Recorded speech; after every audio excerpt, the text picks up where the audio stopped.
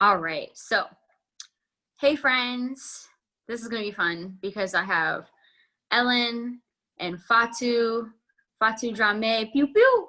And we're going to talk about some pretty fun stuff today because I feel personally, oh, first and foremost, I'm sorry, let me introduce myself. My name is Cairan George.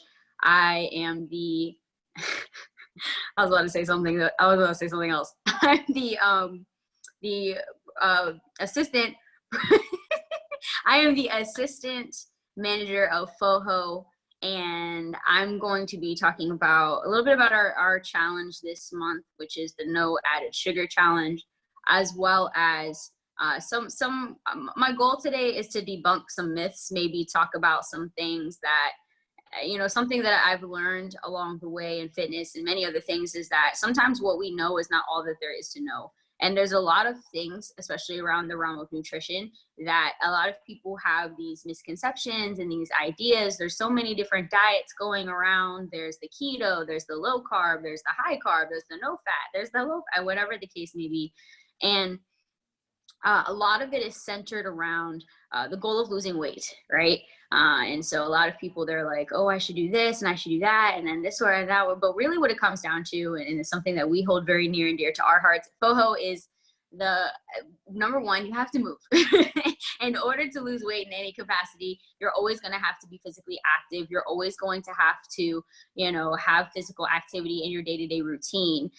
But then the other component to that, and something that I learned very early on in training, is that you're never going to outwork a bad diet. And so what we're doing with the no added sugar challenge, notice it's not no sugar because that doesn't exist. Okay. There's no such thing as no sugar at all because there's sugar in a lot of things, including your fruits and your vegetables. So it's not possible to do that. But the no added sugar mindset comes from the fact that we want to have you eating more whole natural foods, things that are coming from the earth, birth from the earth, and things that ultimately are going to add nutrient density, fiber content, and the things that are going to keep you healthier, fuller, and more content longer. So that's the goal here. And I really hope that I can add value with what I'm going to talk about, especially, for our challenge, and just to help you create a healthy lifestyle moving forward where you have a better idea of, how some of these things process in the body, why they process the way that they do. So I titled our fun little our little presentation today, love and hate relationships, because I feel like we all have a love-hate relationship with food. We love food so much, but we hate it because we feel like we're going to gain weight from it all the time. And we're going to be focusing on sugar, carbs, and all the things that we adore most, which are sugar and carbs. Let's be real. I know you guys have seen me eating donuts and everything at FOHO because we love donuts. Okay. And so long as Jeff works at Dunkin' Donuts, it's going to be a problem because he hooks us up. And, it's just, I go in and I say I want a 6 and he gives me 12. It's just problematic. Okay. So I think Dunkin' Donuts has it out for us a little bit. So they tried. No, I'm just kidding. But so we're going to talk a little bit about that. And we're going to start off with a simple fact. Okay. And this is one of my favorite things that I've ever heard. So you have the Declaration of Independence, and one of the things it says is we will hold this truth to be self-evident, that all men are created equal. And my rule is that we withhold these truths to be self-evident, that not all carbs are created equal, because they're not. And this was said by a friend.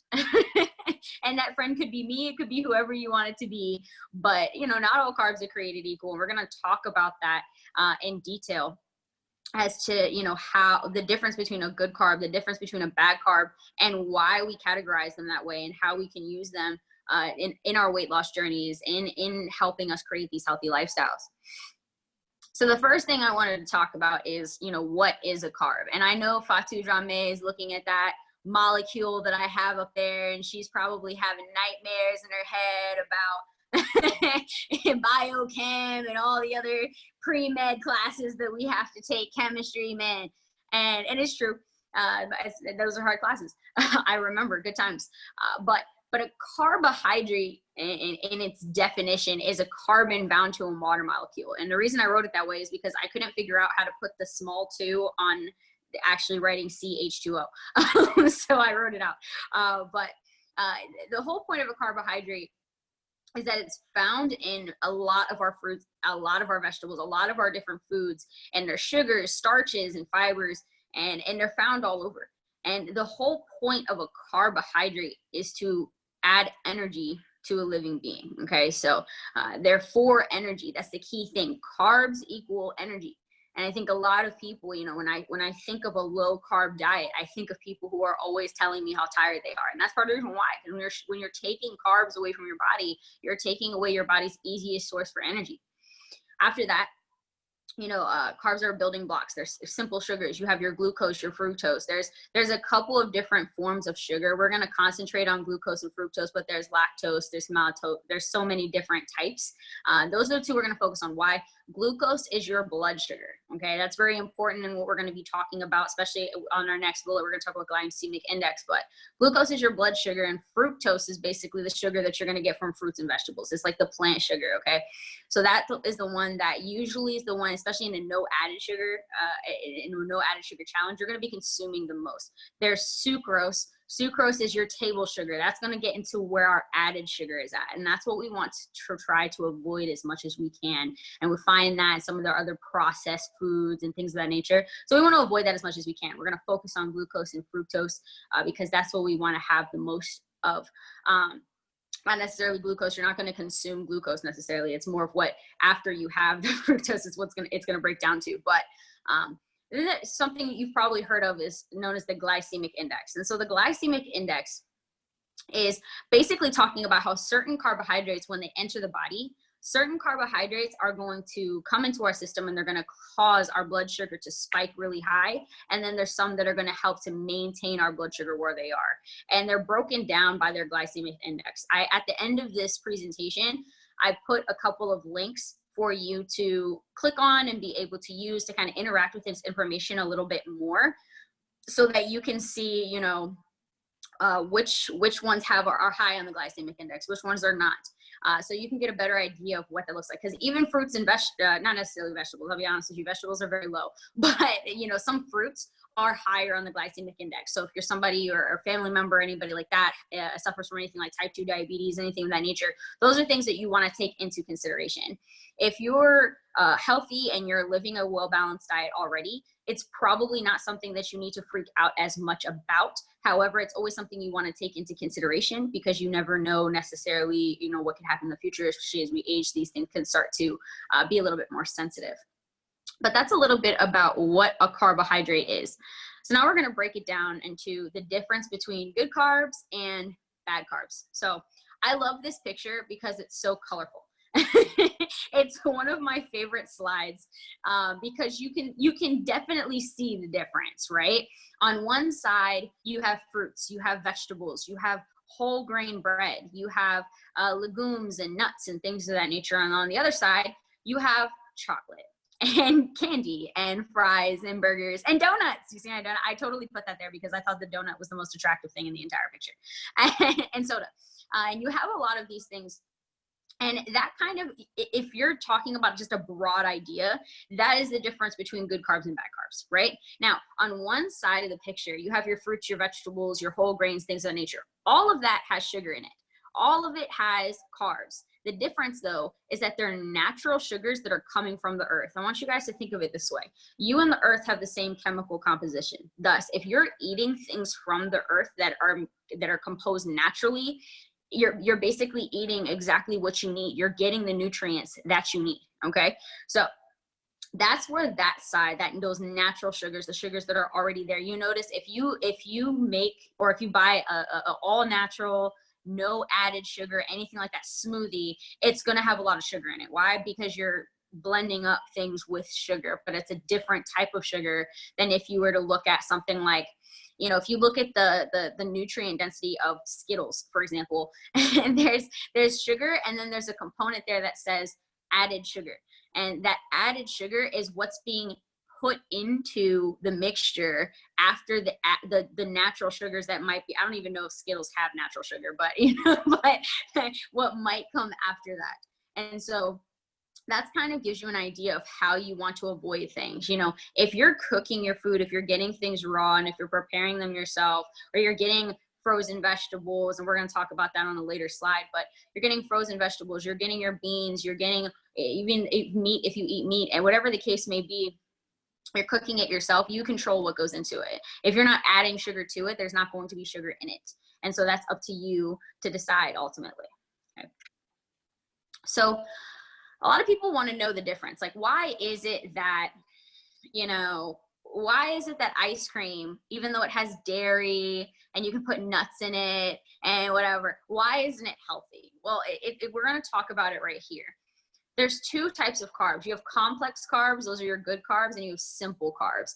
And the reason why science has categorized them that way is because complex carbs are exactly what they sound like. They're complex. That complexity is what makes it harder for the body to break down.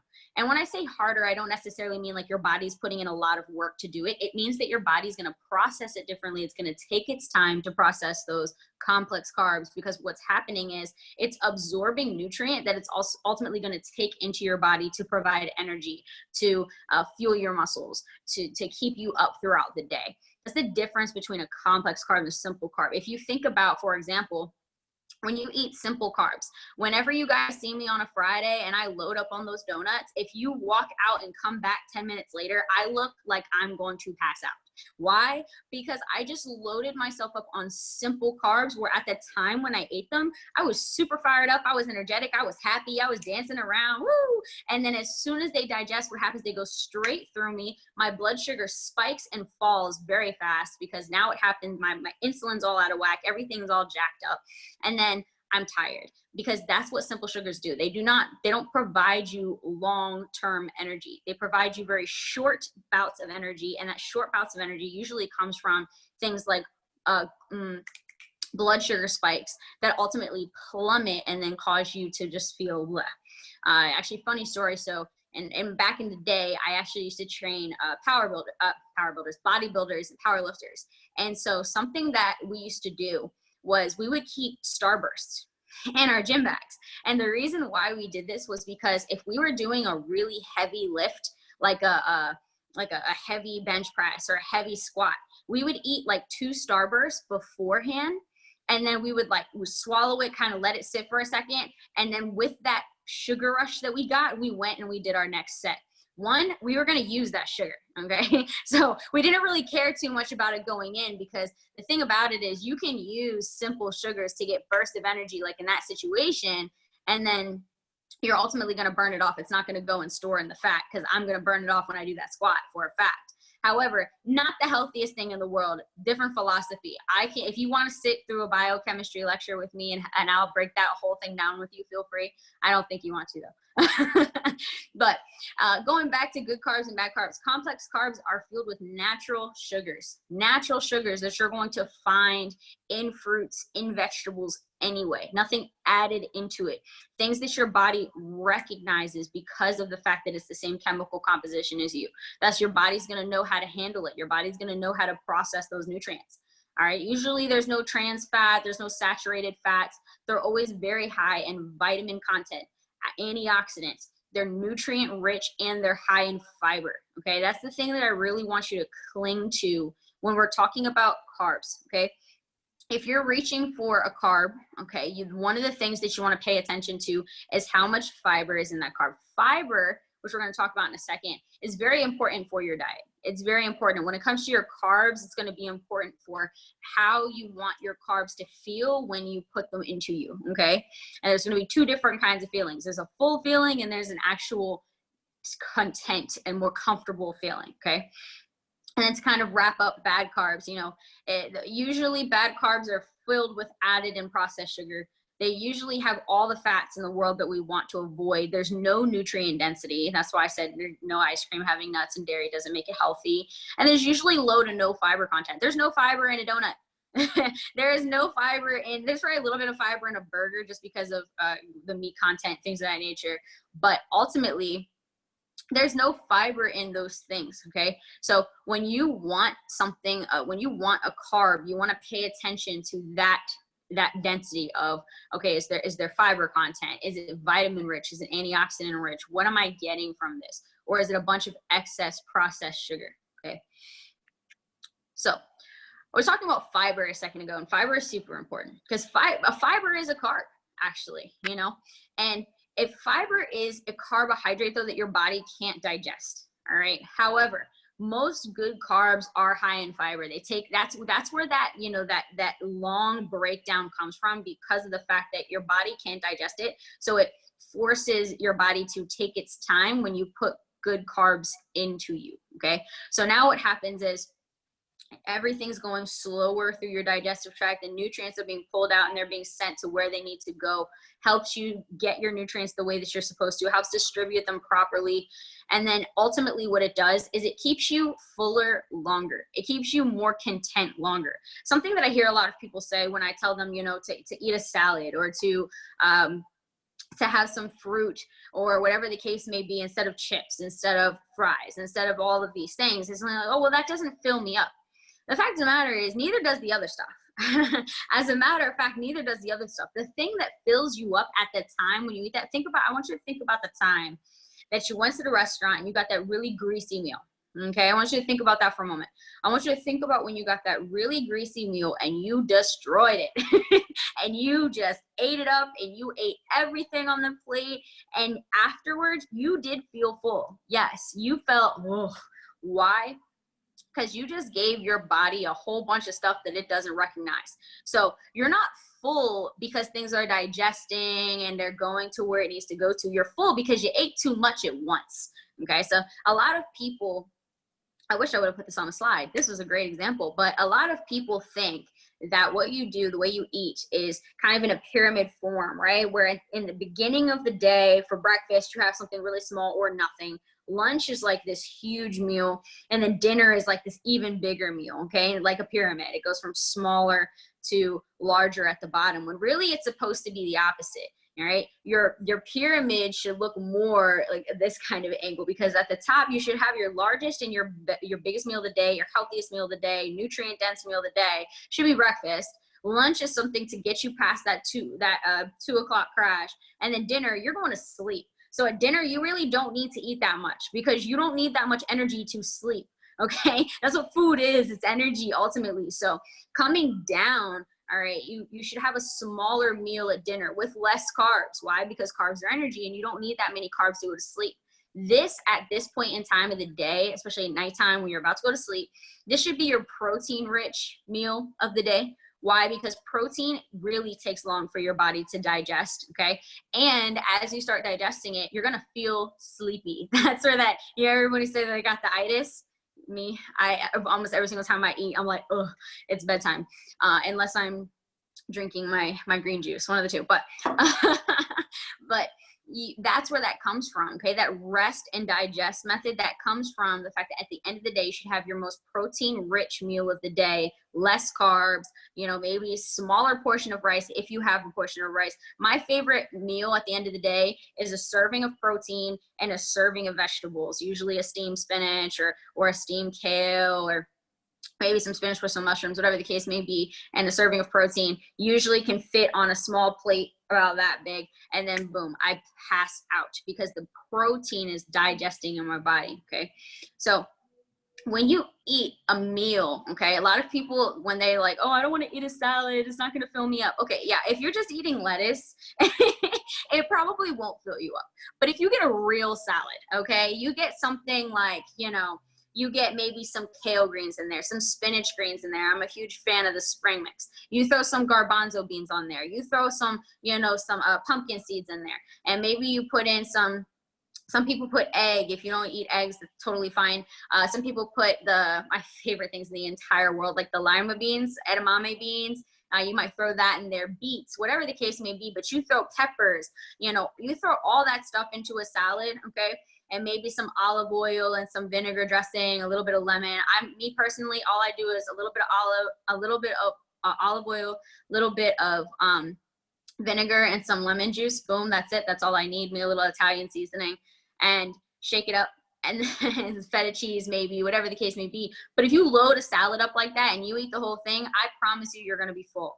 and you're going to be full for a while. Why? You ate a lot of greens, you ate a lot of fiber, and all of that is going to come into you, and it's going to take a while for you to digest. It's going to provide energy at every step of the way, and it's going to help you to stay fuller until you get to that dinner time, maybe at like 5 or 6 o'clock. Okay.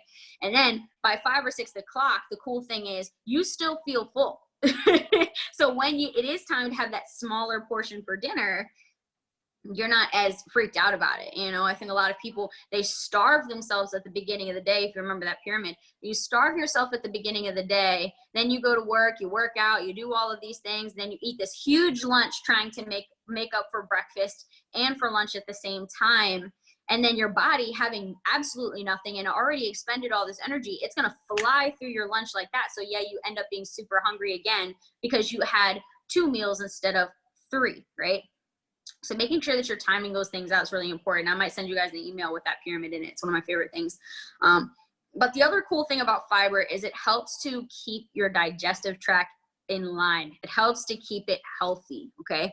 Your digestive system, guys, your gut is about where 70% of your immune system comes from, right? And this is a really good time. We're talking about immunity, all right? Your immunity is super important right now. Why? Because there's a virus. There's a virus flying around, and it's really important that you understand that the way you eat is a very big component of how you ever notice, like when you guys go out and you eat like something disgusting and you drink nasty things or whatever the case may be, the next day you don't feel good. You kind of feel gross, and that's okay. It's normal. It's what happens. It comes from that immunity. You wear your immune system down when you're eating in that way all the time. Yep, obviously. Absolutely. Exactly. Yep. And obviously in moderation, no big deal. But if you're eating that all the time, eventually it's going to start to wear down on you. I don't know if you notice, but some of the key things in America, the top diseases in America, come from the fact that we don't eat a well-balanced diet, right? So after that, I kind of want to talk a little bit about the no added sugar challenge that we're doing right now, why this is important, why I put such a heavy emphasis on this challenge, and really making it so that you take this from your 2-week period, you extend it into a month, maybe you extend it further than that. And then even from there, you start to just make this your lifestyle, because it's actually the normal way to eat. It is a very normal way to eat, and you don't have to do it all the time. I am a huge fan of the cheat day. You all know this. If you know anything about Kai G, you know Kai G likes her a cheat day, okay? But if you see me any other time of the day, we're gonna focus on this, okay? So the no added sugar challenge, the reason why I put this together is a way for you to get control over your eating habits, get control over, having that solid breakfast in the morning, having that smaller lunch, but still full of complex, rich carbs that are going to give you energy, and then having that protein dense, yummy dinner at the end of the day, and then going to sleep, waking up, killing your workouts, having energy, and keeping it moving, keeping your gut clean, keeping everything nice and clean, so you have beautiful skin, you have long flowing hair, unless you don't want long flowing hair, guys, sorry. Maybe you do. Hey, the man bun is like in right now, I don't know. So, whatever the case may be, being able to have that freedom. The goal of this challenge is really for you to just be aware. It's for you to be more aware of in your food. It's for you to be more aware of what you're consuming on a day-to-day basis. It's for you to feel more comfortable with, understanding the difference between, having an apple versus a Pop-Tart, that kind of thing. It's pretty simple stuff. But all of these things, not all sugars are bad. Not all sugar is bad. A lot of people are like, I don't want to get a smoothie because it has a lot of sugar. It's a different kind of sugar. We talked about that natural sugar versus having something like, having a smoothie that was like loaded with a bunch of extra sugar, table sugar put on top of it to make it feel sweet. So some of the tips that I gave you to be successful with this challenge is, first, only consume the natural sugars. Focus on your organic agaves, your manuka honeys, or even just added fruit to whatever the meal might be can help to sweeten it up a little bit depending on what it is. The reason why I say organic agave and manuka honey is because these are your more naturally derived sugars. Even some honey, guys, something that you guys want to take into consideration is that we are a consuming universe, okay? This is a consuming based country. Thus, we mass produce stuff like crazy. And that mass production, sometimes what it will do is it will actually break down the nutrient content in what we're eating.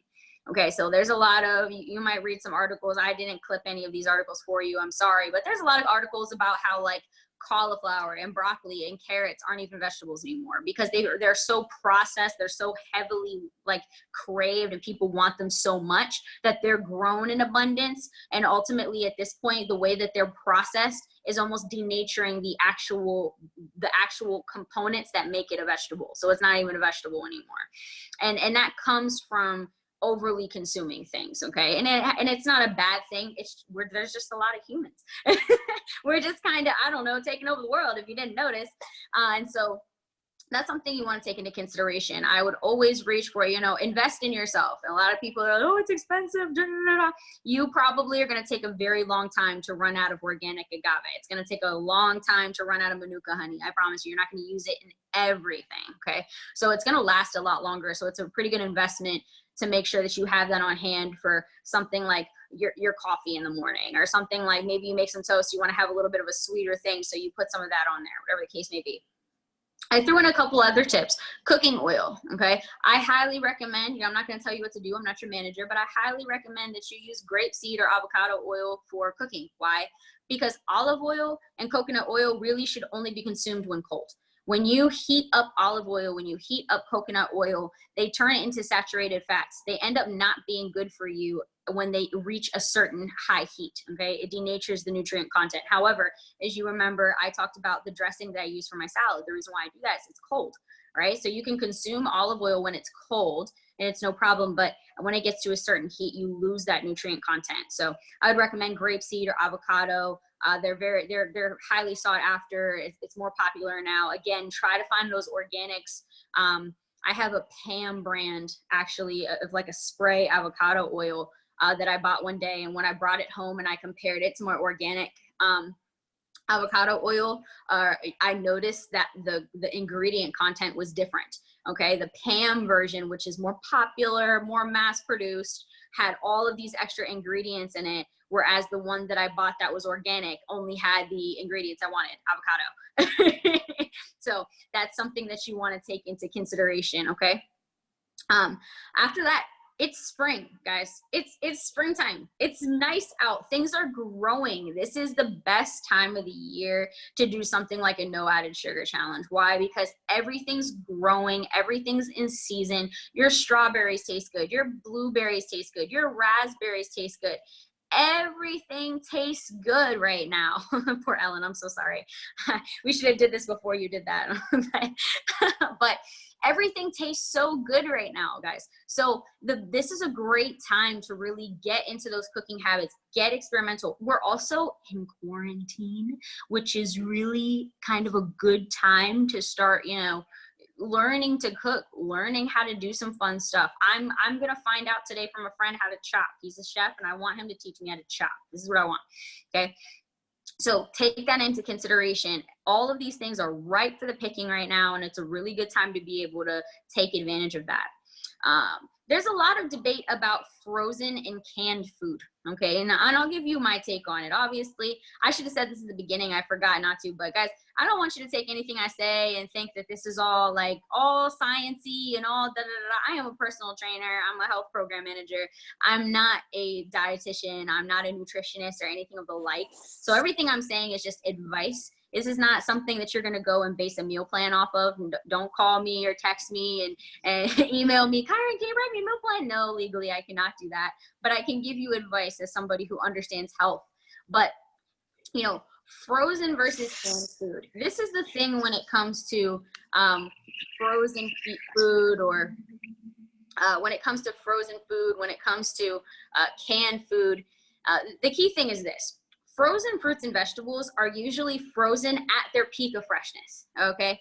There's no added things or anything like that. They're just frozen. And they stay very, they're easy to transport when they are that way, okay? Versus things that are canned, you want to be careful with that, because the things that are canned, they're usually putting preservatives and things of that nature inside of the actual, like the water mixture, the oil mixture, whatever's holding it. And so what ends up happening is you're adding a lot of sodium, because sodium is usually what helps to keep these things preserved. It's a lot of sodium. That's why when you get beans or anything like that and they're in a can, I personally do sometimes, especially if I'm making like if I'm making, I have a Latina background a little bit, so I make a lot of like actual refried beans from scratch instead of just buying them in a can. And I hate taking 4 days to do it, where I get the hard beans and I boil them and then I soak them, and I boil them and I soak them. And sometimes I just get the can and I boil them and then I soak them and I make them quicker. But when you do that, rinse them. You need to rinse them very well. You need to wash them very well. I personally, I drain them, I stick them in a strainer, and I wash, because you want to wash all of that excess sodium and all of that kind of nasty stuff off of it. That's usually what comes with canned food. Things like, I get canned beets all the time personally, a little bit different. And it just comes down to check the ingredients. Check the ingredients. If you look on the can and if it says all these excess things outside of just the vegetable that you want or just the fruit that you want, a lot of added sugar, a lot of canned fruits have a lot of added sugar in it. Check that. Especially, if you get those fruit, little fruit snack things that they come in like a little bowl, and I used to eat them all the time when I was a kid. And I gave them to my sisters and everything. And I remember one time I checked the nutrient content. There's so much added sugar in those because they're literally sitting in syrup. Okay, so take that in consideration, because these are things that we're feeding. We feed our children, we feed small children, and they are even more susceptible to some of those crazy insulin spikes and things of that nature. And you want to take that in consideration so that you don't cause anything moving forward. And then lastly, avoid the microwave. Okay, try to avoid the microwave as much as you can. And I love this thing. My mentor always says, things taste better in the oven anyway, folks. That's my favorite thing he said. I always laugh when he says that. But microwaves have a tendency to kill the nutrients, especially in natural products. Okay, so if you're making some spinach, or if you're heating up a meal or whatever the case may be, and it's this beautiful nutrient rich meal, but then you stick it in the microwave for over a minute, you're most likely going to break down and denature all of those nutrients. Why? Because the way that microwave heating works is it heats from the inside out. So you're getting into the cell, killing the cells, and then spreading outward. So you're taking away all of those nutrients. So you want to take that into consideration. Okay, so if you're having a nutrient dense meal, try to allot the time that you need to maybe stick it in the oven or throw it on the stove really quick, or something that's going to allow you to really be able to get all the nutrients that you need out of your food. All right, I know, trust me, I have a microwave. Me and my microwave are like this.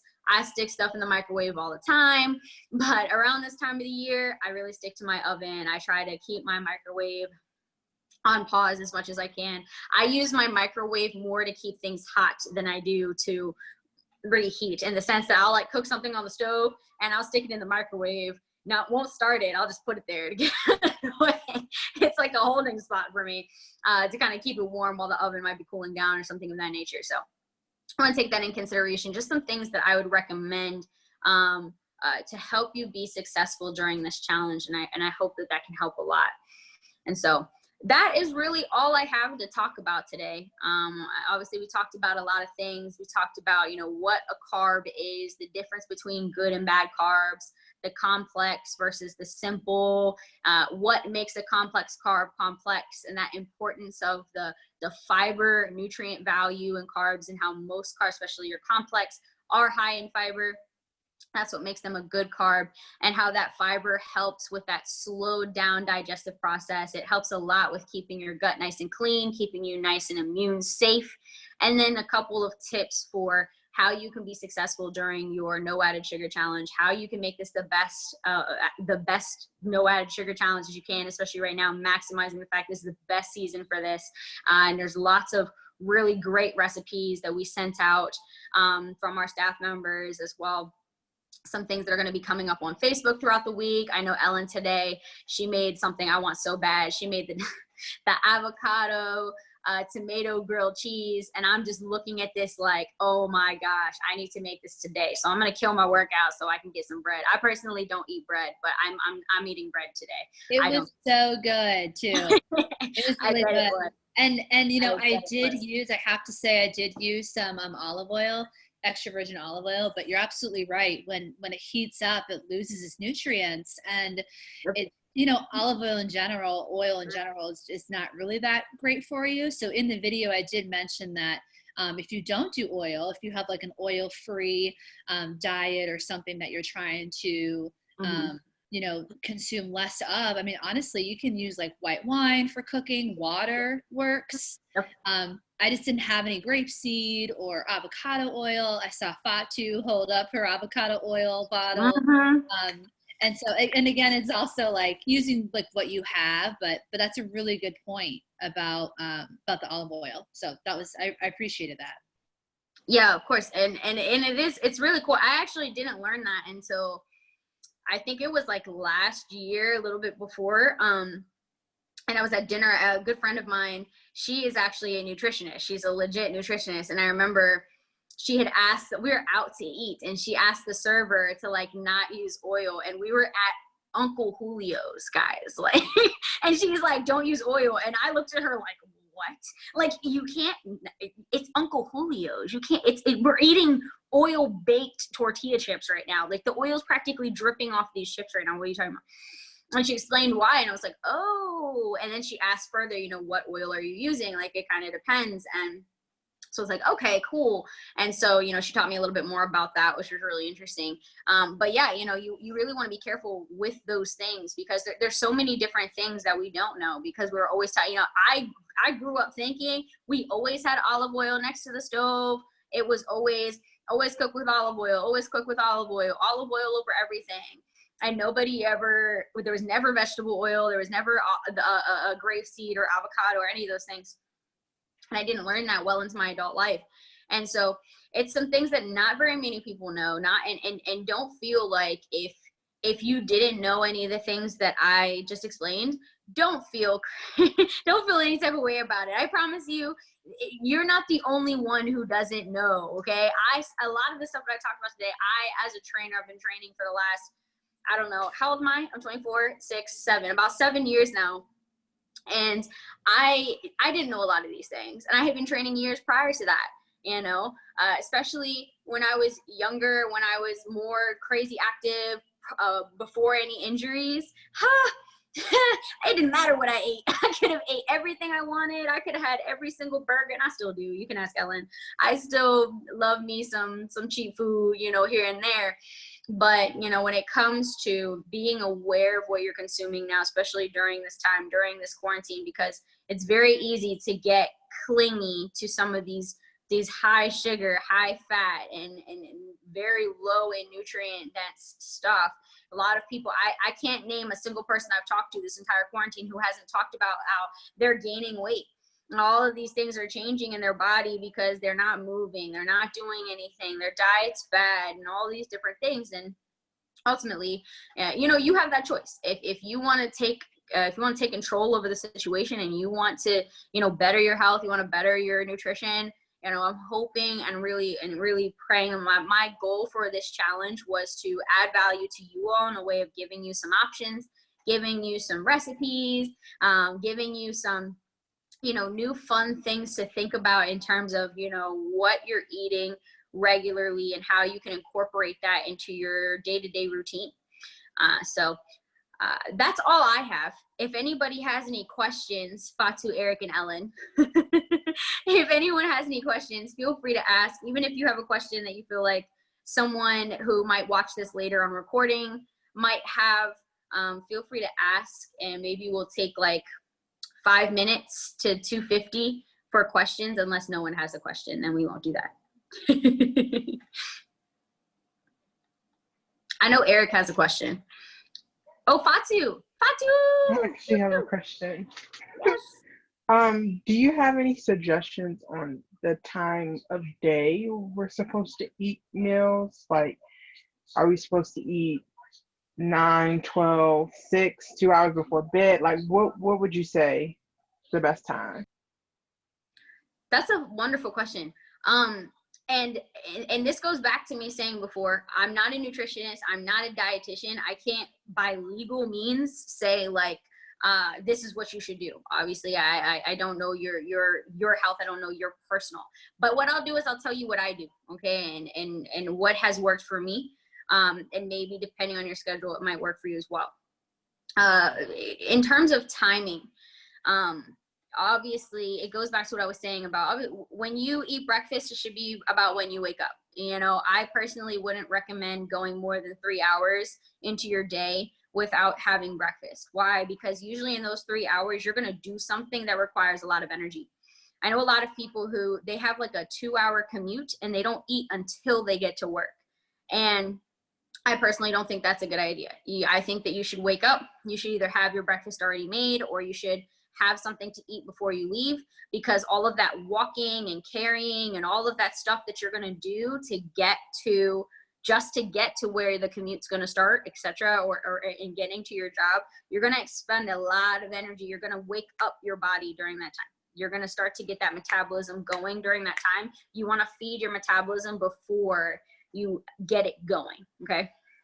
Lunch, I usually recommend lunch. It's the same thing that most people do, midday. I personally am a firm believer in the 6 meal a day kind of idea, where you have breakfast, you have a snack in between breakfast and lunch, because it's about maintaining that blood sugar. What a lot of people do is they eat at like, you know, if you're commuting, you're probably starting your commute at like 6:30, 7 o'clock in the morning, and then you're not eating lunch until 12. So if you eat at 6, that's 6 hours in between where you're not going to eat anything. And if you go 6 hours without eating, your body thinks you're in starvation mode. So you have to eat something in between to maintain that blood sugar, maintain that consistency within your digestive system. But lunch is, you know, always midday, always around noon or whatever midday is for you. You know, me personally, Ellen and Eric can attest to this. We have shifts that start at 6 a.m. So my day sometimes starts at 3:30 in the morning. Thus, midday for me, yep. you know, right. Midday for me might be different for somebody that works, you know, 9 to 5, or somebody who's working from, you know, 10 to 6 or whatever the case may be. But find your midday point. That's when lunch should be. Same concept, lunch to dinner, you should have a snack in between. Usually from lunch to dinner, me personally, I start cutting out fruit from the day. Why? Because this is settle down time. You know, at lunch, I'm going to have my good carbs, my complex carbs. I'm going to have my vegetables and my legumes and my meat, whatever the case may be. I'm going to have that. But then for my snack, I might have something like celery and peanut butter or something like that. Like that's one of my favorite snacks on everything, celery and nut butter. But you know, you might have a snack at that point, maybe popcorn and tortilla chips. You might have like a granola bar. I know Ellen and Eric know about my popcorn. I'm all in my popcorn, like 6 bags a day. No, I'm just kidding. But you know, I might have that. Eric knows. I'll be in my popcorn with maybe you know, some vegetables or something like that. Because from there to the end of the day, it's going to be, okay, now dinner time is going to be at the end of my day. The question that you asked was awesome. Like, should it be 2 hours before you go to sleep, whatever the case may be? 2 hours is a good rule of thumb. That's personally, when my life is together, that's what I try to accomplish. Is I try to have my dinner about 2 to 3 hours prior to going to sleep. The reason why is because your body's going to start digesting that. Okay. You don't want to eat too soon before you go to bed, because having all of that food in your stomach when you go to sleep and it's not in your intestines, it can be very uncomfortable. It can cause cramps, you know, obviously it can cause some pain when you're sleeping, and it can make sleep uncomfortable where you don't sleep. You know, I know a lot of people, there's been a lot of research about people who go to sleep full, like right after, and they have cramps. They kind of wake up feeling like more tired than they were, because of the fact that they didn't really get a legit sleep. They kept waking up. Their body was going in and out of that REM sleep because of the fact that they were digesting and things were moving and all of these things were happening to them. So that is what I would recommend in that case. I'm so sorry that was long. But that was a wonderful question. I could talk about that for an entire other seminar, actually. But does that answer your question, Fatu? It does. Thank you. You're welcome. Any other questions? Ellen, Eric, Fatu again? I was going to ask about the oils, but you know, you pretty much talked about that already. So, so I know some people that don't do any oil at all, And that's fine. And have told me that they just, you know, they feel so good now after not doing it, and also, you know, as a vegetarian and sometimes vegan, but not all the time, because I do like cheese. Also, what goes along with the, you know, no meat and no dairy a lot is no oil as well. And so when I first heard about that, I thought it was just absolutely nuts and crazy. But then I started learning a little bit more about it and realized, you know, that, you know, oil really isn't, you know, that great for you. So I guess I was gonna ask for more of your thoughts on that. I think, you know, I think my key thought when it comes to oil is understanding, and guys, you can feel free to turn your cameras on, so I'm not like talking to myself. I like seeing your faces. I have you guys on the gallery mode, but yay, Ellen. But when it comes to oil, one of the things that I take into consideration is what oils are high in omega-3s and good nutrient content. You know, when it comes to peanut butter and nut butters, that's a big reason why I go for those kinds of things, because those natural oils are important. But you can get that from just eating the actual raw source. Things like fish, you know, fish are obviously high in omega-3, especially your fatty fish like salmon, things of nature. So that's something to look for in that case. But same thing, I know even olive oil and the avocado and the grapeseed as well have those high nutrient densities. But like you said, you know, the thing about oil is that you shouldn't be putting oil on everything. You know, there's going to be a lot of things that, like, for example, when I made my smoothie, there's no oil in my smoothie. Like, you shouldn't be having it with every single thing that you eat. It shouldn't be like, I always cook my food with oil. I can't cook my food unless I'm using oil. Like, like, yeah, you should, that, you know? Yeah, because it does claim that. Exactly. Yeah. It's healthy fats, but it's still fat. And if you're not burning it, and if you're not moving, and if you're not utilizing it as energy, then anything's going to store. Even if you eat good food, but you're not moving, if you're eating a lot of good food, a lot of a good thing can still be bad if you're not using it. Because at the end of the day, the only reason why humans are supposed to ingest food in the first place is for the sake of energy, for the sake of life. So if you're not utilizing it for that, then, and you're just eating because, you know, we're just sitting in front of Netflix and chill, and we're just popping popcorn, and we're eating our tortilla chips, and we have 6 meal bars a day. Fatu's laughing, I know. But, you know, we're doing all that. It doesn't burn because you're not doing anything. So anything, even no matter how healthy it's going to be, is going to be trouble in that respect. But, you know, there are recommendations, and I should have put this in the PowerPoint. I apologize. There are recommendations of how much of those things you should make sure you're getting. And I know for like omega-3s, like for example, this morning I made an omelet and I cooked it with grapeseed oil, avocado oil. And so there we go. I took care of that. And I'm probably not going to use oil again today. So, you know, that kind of goes with that. Does that answer your question? Yes. Yep. Thank you very much. Awesome. No problem. I kept seeing Eric's head pop up, which is normal, but I just want it right. Did you have a question, Eric? You're on mute. Oh, no, I'm good. It was a good presentation. Okay. Thank you. Yeah, no problem. I try my best. All right, cool beans. Fatu, do you have a last question? Ellen, any questions? Awesome. Well, I think something that... Thank you. I try my best. I think something that I will send out in the email will be that pyramid I was talking about of like the size of your food meals kind of thing. It's a phenomenal picture. It's like, it's really funny. Would be helpful. Yeah. Yeah. And I think I'll send that. I think that might be a question that somebody might have maybe some recommendations, men and women, of nutrient counts, how much fat, how much carbs, how much sugar, etc. Put that in the email as well. Fatu, I'll add you to the email since I know you're excited. Maybe put something together like that. I think that could be helpful, might add value. And then, yeah. Other than that, that is our nutrition seminar. Thank you to my loyalty members here. What everyone didn't know was that you get a car, you get a car, you get it. No, I'm just kidding. Now everybody who's watching is like, what? No, I'm just kidding. No one's getting a car. I'm not a millionaire yet. One day I will be there, trust me. But not yet.